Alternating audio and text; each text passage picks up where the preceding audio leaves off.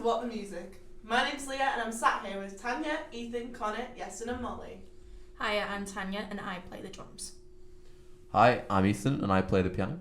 Hi, my name's Connor and I also play the piano.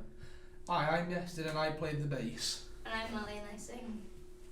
Our guest today is Jennie Coates. We are so excited for you to join us and share your experiences with music in the community. So tell us a bit about yourself. Hello, thank you for having me. I'm Jennie. I'm 34. I live with my partner and my little dog, Jasper, who's a maniac.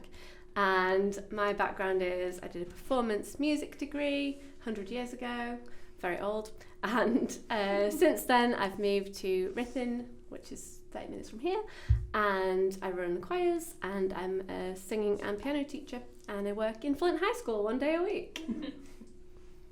So we heard that you run a community choir. Tell us a bit about that. So I started my community choir 10 years ago. It's our 10-year anniversary today, well, this year. I've still got some of the original members, which is really nice. So I started it in a village hall and we've had a few different venues, one of which was a cafe, which is very cosy. So our name is actually Choir in the Cafe, even though we don't rehearse there anymore. There's about 15 people in the choir. It's all women. I had one man when I started and he got a bit scared and left. And now it's all women. I've also got a teenage choir, which is mostly made up of my teenage singing students, and they rehearse just when there's a concert coming up. That's actually really interesting. So what inspired you to run the choir? So when I moved here, I didn't really know anybody, and I've always sung, I've always done music, and it's a really good way of making friends. It's a really good way of bringing the community together. And I did bribe them all with cake when we first started. Used to make a cake every week. That has not happened anymore.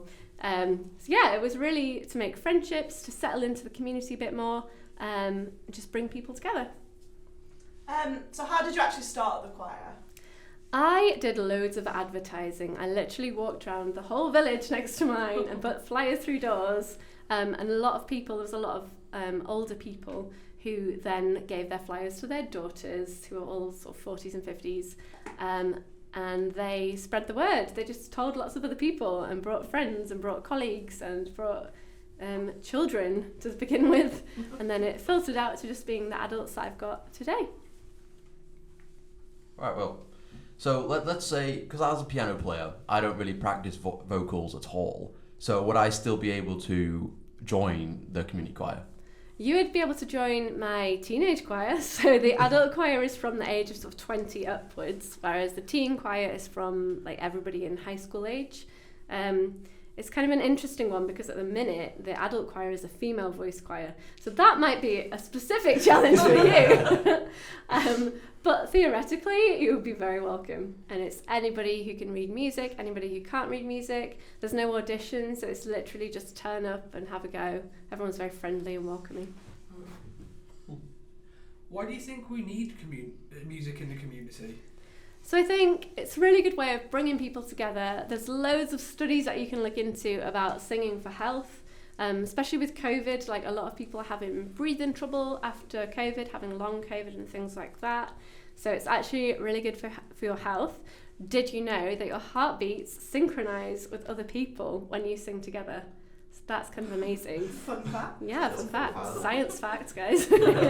So we actually breathe all at the same time. It's really good for your breathing. I've got quite a lot of older members of choir, so you never know, it will come to you as well. So just breathing together and singing long phrases. Being together socially is really a good thing because there's a lot of isolation in quite rural communities. So people are coming together. They're meeting people that they wouldn't necessarily know if they didn't have the choir.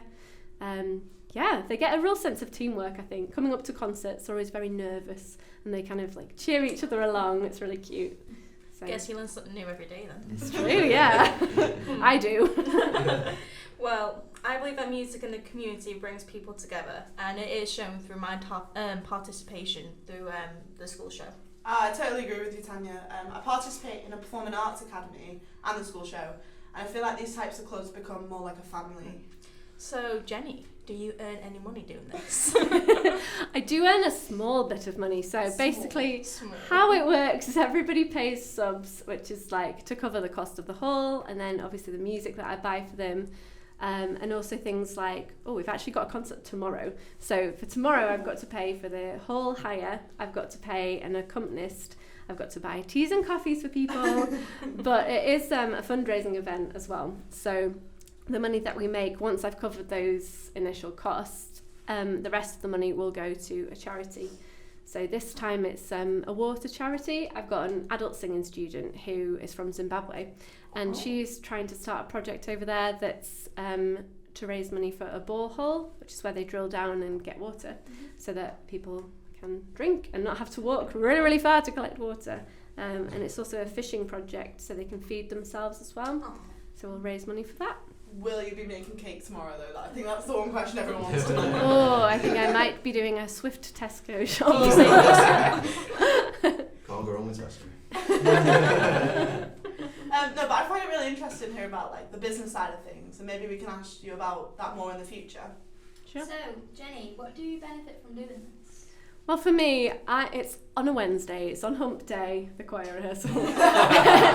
It's the point in the week I'm very tired. I know I sometimes don't want to go, let's be honest. Sometimes we don't want to go to work. Yeah. But I get there and I see their little faces and I hear about how everybody's week's going.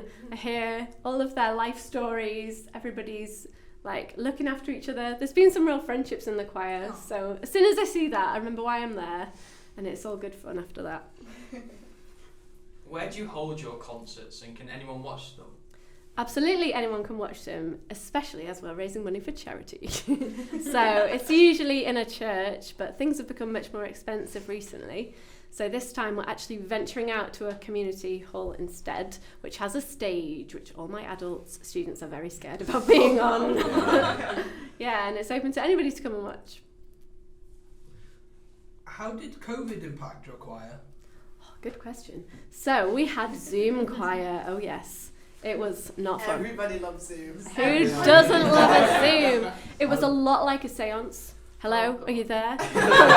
Where is Julie? Julie is gone. Okay. Linda, your light is on black. What's going on? Really out of time when they were singing. Well, I couldn't hear anybody, so in some ways it was perfect because I could just mute the lot of them. It was a pretty much a massive challenge for everybody, but they were good. They all came along, their little glasses of wine or their cups of tea every week. Keep them interested. In the kitchen. Yeah, absolutely. Cats came along, everyone changed their backgrounds. Some of them had yes. saw backgrounds just to entertain the troops. We did have like a Christmas quiz, obviously. After that we had some time where we rehearsed in a community garden outside. So don't know if you've ever sung outside, but it's a challenge. Yes, There's definitely. no acoustic. We had lots and lots of cables that I could run the keyboard. It was interesting. We made it through, and we've got new members now, and everybody stuck it out for the course. So happy days. Honestly, I understand. Dancing on Zoom is literally such a challenge. Walking into your bedroom, just no room anywhere. Stepping over the dog by accident. That poor dog. So on a different note, when you were younger, did you participate in any music in the community? I did. So when I was really young, I was in a musical theatre group. My singing students will be surprised to hear. So I did that. I also did piano lessons privately. I did singing lessons from the age of like 12. And my teacher didn't really put on that many concerts, but she did a couple. We also used to do festivals, which is kind of like you guys have the Earth here. So it's competition basically. Which is obviously very scary. So I actually refused to do those for like a few years when I was a teenager, and then went back into doing it when I was a bit older. Also, we'd do things with schools, so we'd have like a big combined concert of all the local schools would sing together with Opera North, which is like an opera group in Leeds. So yeah, just that kind of thing really. Yeah, I also used to attend Performing Arts Academy when I was younger, and I feel like I've actually benefited from it because I'm able to socialise with people more now. Mm-hmm. We feel like we've learned a lot about community music and what that entails. I will definitely look into community music a lot more.